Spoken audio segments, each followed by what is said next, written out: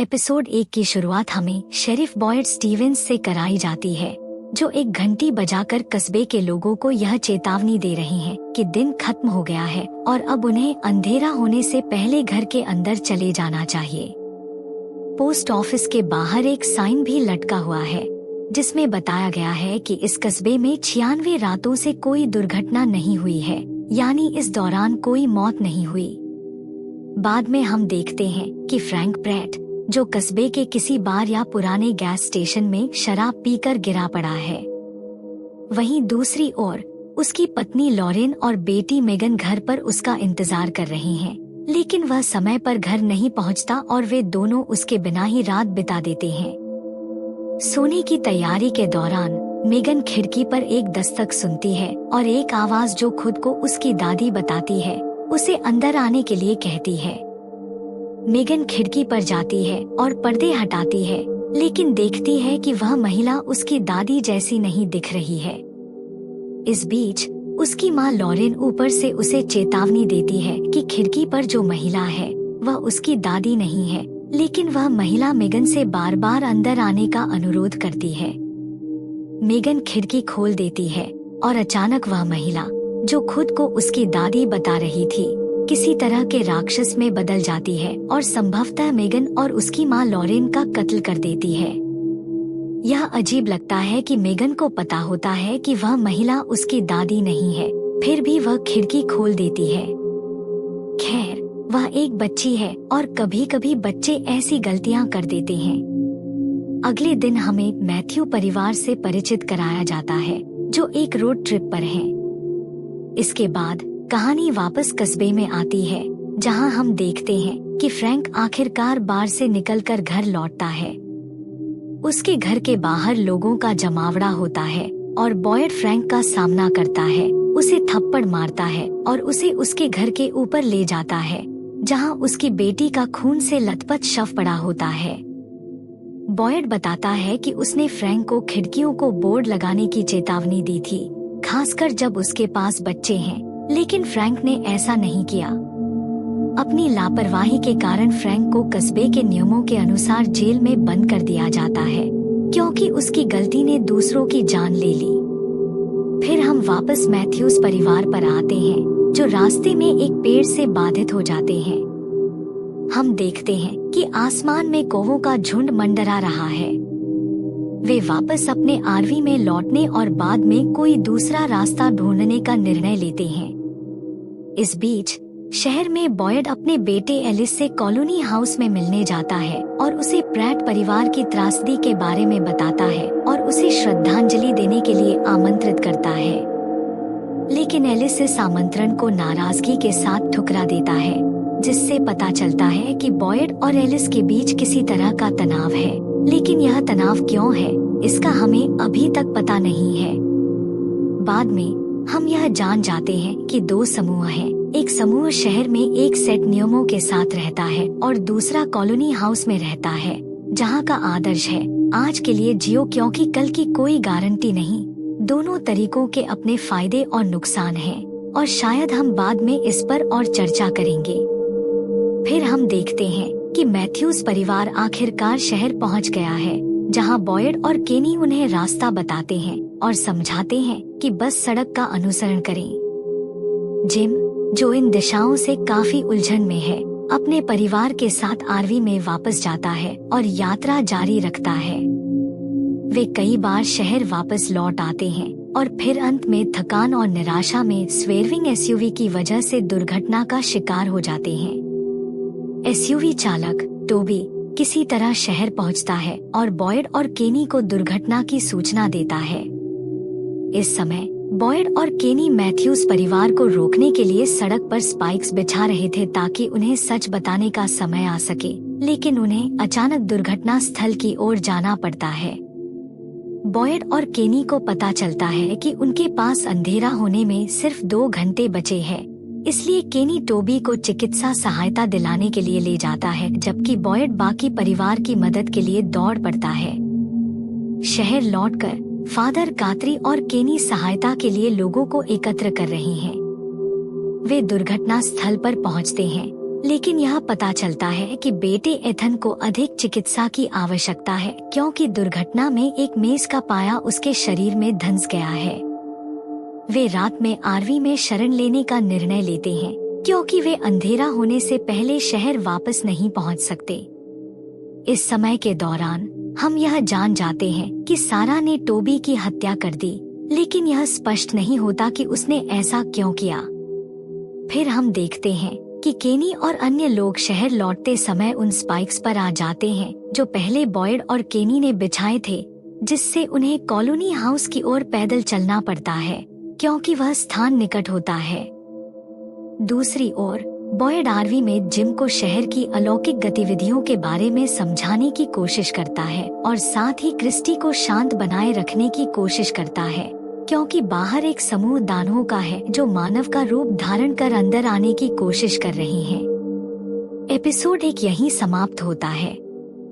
हम देखते हैं कि केनी और बाकी समूह कॉलोनी हाउस की ओर भाग रहे हैं और धीरे धीरे प्राणियों द्वारा पीछा किए जा रहे हैं, लेकिन वे सुरक्षित रूप से अंदर पहुंच जाते हैं। इस बीच आरवी में चीजें थोड़ी शांत हो जाती हैं और बॉयड जिम को बताता है कि खिड़कियों को ढकना और ताबीज लटकाना उन्हें उन प्राणियों से सुरक्षित रखता है। जिम इस पर विश्वास करने में हिचकिचाता है, लेकिन वह बॉयड की बात को ध्यान से सुनता है। कॉलोनी हाउस में तबिथा और जूली सुरक्षित होती हैं। तबिथा को डोना से शहर की अलौकिक बातों के बारे में वही जानकारी मिलती है जो बॉयड ने जिम को दी थी। नीचे जूली की मुलाकात मिस्टर क्रीपी विक्टर से होती है, जो उसे बताता है कि काफी समय बाद ऐसा हुआ है कि एक ही समय में 2 गाड़ियां पहुंची हैं और यह कुछ विशेष है। जूली विक्टर से डर जाती है और समझ नहीं पाती कि वह क्या कहना चाहता है। तब फातिमा वहां आकर विक्टर को दूर भगाती है, जूली को ढांढस बंधाती है और उसके साथ एक छोटी सी यात्रा पर निकलती है, जहां वह उसे उन प्राणियों के बारे में जानकारी देती है जो लोगों के दिमाग पर काबू पाने की कोशिश करते हैं। वापस आरवी में बॉयड सभी को संभालने की पूरी कोशिश कर रहा होता है और वह इसमें सफल होता दिखता है। जूली, फातिमा और एलिस से दोस्ती करने के बाद अब यहाँ की स्थिति को और समझने लगी है। इसी बीच हम वापस तबिथा और डोना पर ध्यान देते हैं, जहां डोना तबिथा को उस घटना के बारे में बताती है जब वे इस शहर में फंसी थी। वह बताती है कि वह और उसकी बहन एक शिकार यात्रा पर थी जब उन्होंने रास्ते में पेड़ देखा। यह दिखाता है कि जो भी यहाँ आता है वह पहले इस गिर हुए पेड़ को ही देखता है। डोना बताती है कि वे पहली बार रात के समय शहर से गुजरी थी और वहाँ बहुत से लोग खड़े हुए थे। वह कहती है कि दूसरी बार जब वे शहर पहुँचे तो एक व्यक्ति सड़क पर खड़ा था और उसकी गुस्सैल बहन ने गाड़ी से बाहर कूदकर उस व्यक्ति से भिड़ने की कोशिश की और उसे उस व्यक्ति ने बुरी तरह से मारा, उसका चेहरा तक फाड़ दिया। डोना फिर बताती है कि उन्होंने अपनी बहन का शव उसी तरह उतारा जैसे वे आमतौर पर मांसाहारी जानवरों का शिकार करके उनका मांस निकालते हैं। डोना कहती है कि वह भाग गई और झाड़ियों में छिप गई। वह तबिथा को यह बताती है कि लोग यहाँ अपनी जान बचाने के लिए यही करते थे, बस छिप जाते थे और प्रार्थना करते थे कि वे सुबह तक जिंदा रहेंगे। उस रात हम केनी की कहानी भी सुनते हैं कि वह कैसे इस शहर में फंसा। वह फादर कातरी से बातचीत करते हुए बताता है कि सब कुछ उसके पिता की डिमेंशिया से शुरू हुआ था। उसका पिता घर से भटककर शहर पहुंच गया था और जब उसकी माँ और केनी ने उसे वापस घर लाने के लिए शहर से निकाला तो उन्होंने सड़क पर वही पेड़ देखा था। फिर हम एक छोटा सा दृश्य देखते हैं जिसमें सारा अपने भाई से कहती है कि उसके पास कोई विकल्प नहीं था और वह मदद के लिए उससे मांग करती है, जैसे वह अपने कार्यों को नियंत्रित नहीं कर पा रही हो। लेकिन इससे पहले कि हम जान पाते कि सारा का क्या मतलब था, समय का झूला आता है और हम देखते हैं कि अब सुबह हो चुकी है और मैथ्यूज परिवार फिर से एक साथ है। अगली सुबह सारा अपने भाई से यह बताती है कि उसने क्लिनिक का दरवाजा खुला छोड़ दिया था और कहती है कि प्राणियों की आवाजें लगातार उसके सिर में गूंज रही हैं और उन प्राणियों ने उसे बताया कि दरवाजा खुला छोड़ना ही उनका घर लौटने का एकमात्र तरीका है। अब हम पहले ही जान चुके हैं कि सारा के साथ कुछ गड़बड़ है, क्योंकि उसने पहले एपिसोड में टोबी को मार डाला था और वह आवाजें सुन रही है, तो हमें उसे ध्यान से देखना होगा। सुबह के समय हम देखते हैं कि केनी अपने पिता को मरा हुआ पाता है और गुस्से में आकर वह एक पेड़ काटने लगता है, जो इस एपिसोड का पहला दृश्य था। अब हम समझते हैं कि वह दृश्य उस गुस्से और निराशा को दर्शाता था। फिर शहर में बॉयड पोस्ट ऑफिस की बोर्ड पर से 96 नंबर मिटा रहा है, क्योंकि वे हाल ही में बिना किसी घटना के स्थितियों को नियंत्रण में रखने में सफल नहीं रहे थे। इस एपिसोड के आखिरी दृश्य में हम एथन को कॉलोनी हाउस की खिड़की से बाहर देख रहे होते हैं, जहां एक बच्चा सफेद कपड़े पहने खड़ा है और अपनी उंगली अपने मुंह पर रखे हुए एथन को चुप रहने का संकेत देता है। व्यक्तिगत रूप से मुझे नहीं लगता कि सफेद कपड़े पहने बच्चा कोई चाल है। मुझे लगता है कि एथन सच में उस बच्चे को देख रहा है और यह कुछ ऐसा प्रतीक है जो भविष्य में उन्हें इस जगह से बाहर निकलने का रास्ता दिखा सकता है। पर ये मेरी थ्योरी है, ठीक है। जेड कॉलोनी हाउस में रात के बीच में उठता है, बिस्तर से बंधा हुआ चिल्लाते हुए, और डोना से कहता है कि उसे बांधने वाली रस्सी खोल दो। फिर हम बॉयड को फ्रैंक से बात करते हुए देखते हैं। वह फ्रैंक से पूछता है कि क्या वह भूखा है या फिर किसी बकाया काम को पूरा करना चाहता है। इससे यह संकेत मिलता है कि शायद फ्रैंक ज्यादा देर तक नहीं रहेगा। फिर कॉलोनी हाउस में जब डोना जेड को सारे सुपरनैचुरल घटनाओं के बारे में बताती है, जेड यह सब बकवास मानता है और सोचता है कि शायद टोबी ने सबको अभिनेता बना रखा है और यह सब एक खेल है। तो वह वहाँ से घूमता हुआ निकलता है, यह मानते हुए कि यह सब एक खेल है। वह एक लड़की की साइकिल चुराता है ताकि जल्दी घूम सके, और यह दृश्य काफी मजेदार था।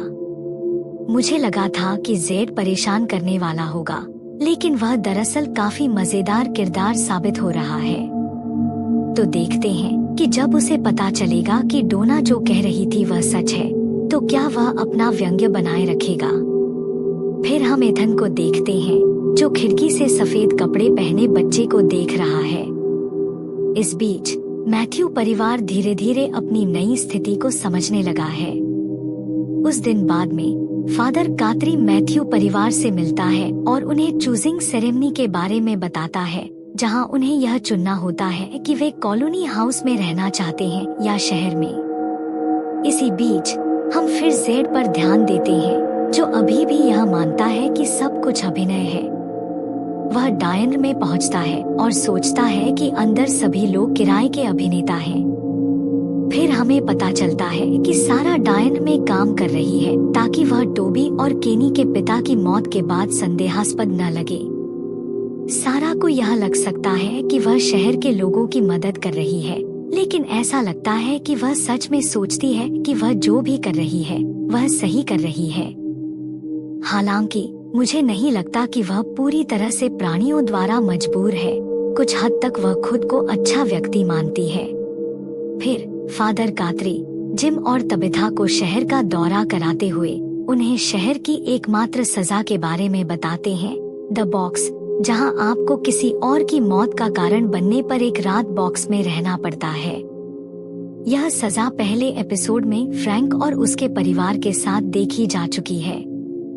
फिर हम बॉयड को फ्रैंक के साथ उसके अंतिम क्षणों में बिताते हुए देखते हैं और बॉयड उसे देखकर थोड़ा सहानुभूति महसूस करता है और अपनी सजा के बारे में फिर से सोचता है। कॉलोनी हाउस में एथन के लिए एलिस ने एक बैसाखी बनाई ताकि वह खुद चल सके, यह अच्छा था। फिर जेड और केनी डायन में साथ में नाश्ता कर रहे होते हैं। जेड अभी भी इस सब पर विश्वास नहीं करता और केनी से पूछता है कि नाश्ता कहाँ से आता है, जो एक अच्छा सवाल है। अगर वे किसी गहरे पोर्टल में फंसे हैं, तो नाश्ता कहाँ से आता है? केनी बस यह कहता है कि उन्हें नहीं पता कि मुर्गे और गायें कहाँ से आती हैं। फिर हम कॉलोनी हाउस में एथन को विक्टर से मिलते हुए देखते हैं, जो बाहर कुछ अजीब सा कर रहा होता है। एथन पूछता है कि वह क्या कर रहा है, विक्टर पहले तो उसे जाने को कहता है, लेकिन फिर एथन सफेद कपड़े पहने बच्चे के बारे में पूछता है और यह सुनकर विक्टर को कुछ याद आता है। वह बताता है कि वह देख रहा है कि पेड़ हिले हैं या नहीं। विक्टर थोड़ा पागल है, लेकिन वह जानता है कि कुछ है।